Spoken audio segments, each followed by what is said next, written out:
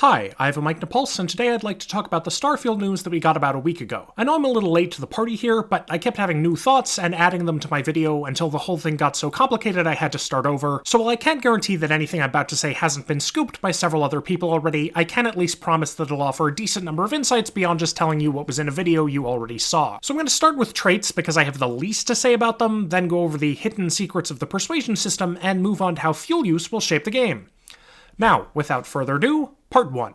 I'm not saying you can murder your parents, but you can murder your parents. So the biggest news about traits is that if you don't like dealing with a trait's side effects, it is possible to get rid of the trait entirely. While a fairly clear statement at face value, it's not clear how this will play out in practice, as while some traits, such as having living parents, seem fairly straightforward to get rid of, others, like having been born somewhere, seem pretty permanent, unless the quest is just you slowly achieving wealth and fame until you forget about your roots and no one in the old neighborhood even recognizes you anymore. And some, like having a home that comes with a mortgage, seem like the side effects could be removed without touching the main effects. So it's possible that a combination of all three versions will exist, or that Todd just meant that you could get rid of the side effects. As for the traits themselves, mostly just miscellaneous stuff was shown, which makes sense, since the traits are pretty miscellaneous anyway, except to your living parents, who probably value them very much. The aforementioned mortgaged house got upgraded from a starter home on a moon to a dream home on a planet, with the mortgage more clearly paid weekly. A trait that adds this game's version of the annoying fan from Oblivion was revealed, and the raised, enlightened, and universal perks were shifted from being store discounts to free loot. One thing that is only of note to people who watch my previous videos is that now it appears that the Church of Enlightenment may be based on New Atlantis, and the significance of that is that this sign for what appears to be a cyber cult on Neon matches one of the physical perks, and my prediction was that it was a sign for the Church of Enlightenment, as opening your third eye and being enlightened are similar concepts, which I then extrapolated to suggest that all of the perks with Eastern mysticism as a theme revolved around cybernetics. So either that whole theory is bust, or there are just multiple branches of a major religious organization. Part 2. We can work it out.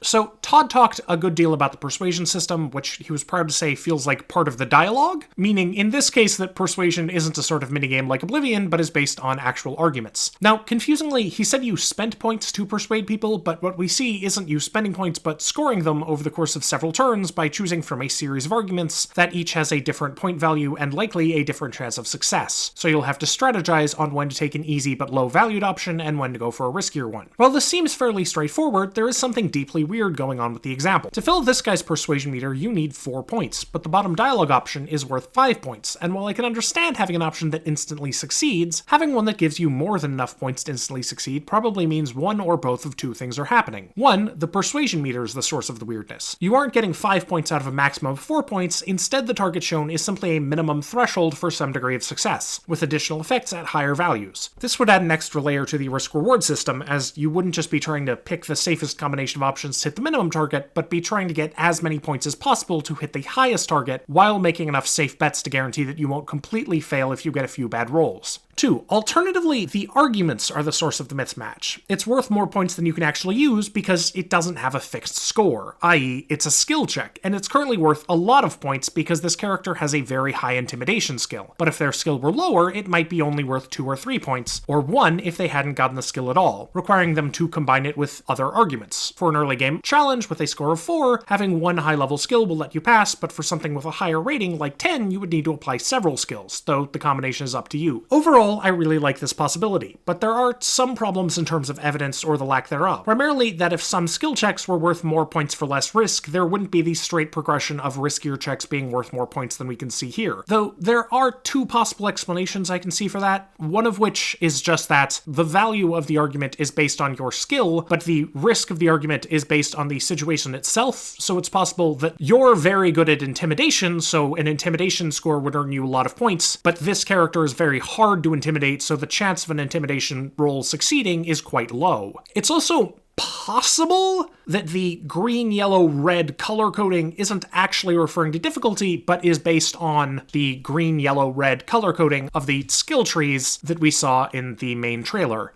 This, however, is somewhat less likely, as A, the green check gives off way more of a default vibe than a physical vibe, though we do only have half the physical tree. B, I think there's only a 1 in 12 chance of the skills lining up neatly in order of how many points they're worth, if they're being organized by what tree they're part of instead of by how many points they're worth. And C, we do know that there is at least some element of chance to the system, because we saw that the Persuasion skill in the main trailer increases the chance of success, which means there is an element of luck to it, which means organization by risk is somewhat more likely.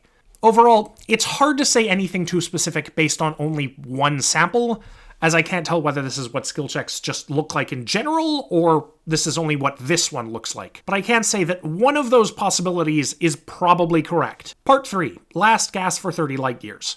Oddly, one of the earliest known pieces of info about this game was that ships use helium-3 as fuel, which was revealed in 2019 in an E3 panel that Todd did with Elon Musk back when he was more associated with the cool tech and green energy parts of Tony Stark and less with the sexual harassment of flight attendants, tanking stock prices through crazy announcements, and unauthorized intervention in foreign affairs parts of Tony Stark. So it came as a bit of a surprise that fuel use is not actually something you have to worry about. Apparently, they found after a lot of playtesting that running out of fuel just wasn't particularly interesting, since it just kind of brought the game to a stop. So you don't use fuel for sublight engines, and it seems that they'll just tastefully imply that you bought some fuel off screen whenever you jump to a new system, with fuel capacity mostly serving as a constraint on the maximum distance you can jump. That seems like a reasonable call to me, since if you'll allow me to go into too much detail, fuel use can, I believe, be a proxy for 3 things. 1, time. Running out of fuel costs time, which is interesting in something like FTL, where you are under a lot of time pressure, and running out of fuel significantly increases the chances of you being crushed by a fleet of super ships. But in a game like Starfield, where there's no known time pressure, losing time would just be boring, as would having to stop for gas between every jump. 2, money. If resources are scarce, having to spend them on fuel is a serious strain. But again, Starfield is a huge open-world game that encourages exploration, so I doubt money will be scarce or that they'll make fuel very expensive. And 3, weight. Fuel takes up space in your inventory, leaving you less room for other stuff. While this makes sense as an issue in Starfield, you can also simply have the fuel container add weight to your ship without having to bother about the weight of the fuel itself, which is how the game is doing it. Adding more fuel to your ship will increase its mass, decreasing overall maneuverability, and fuel tanks also take up valuable hardpoints, meaning you'll have to sacrifice other modules to add more of them. Ergo, having more fuel will make you weaker overall. There's another interesting thing that fuel capacity/efficiency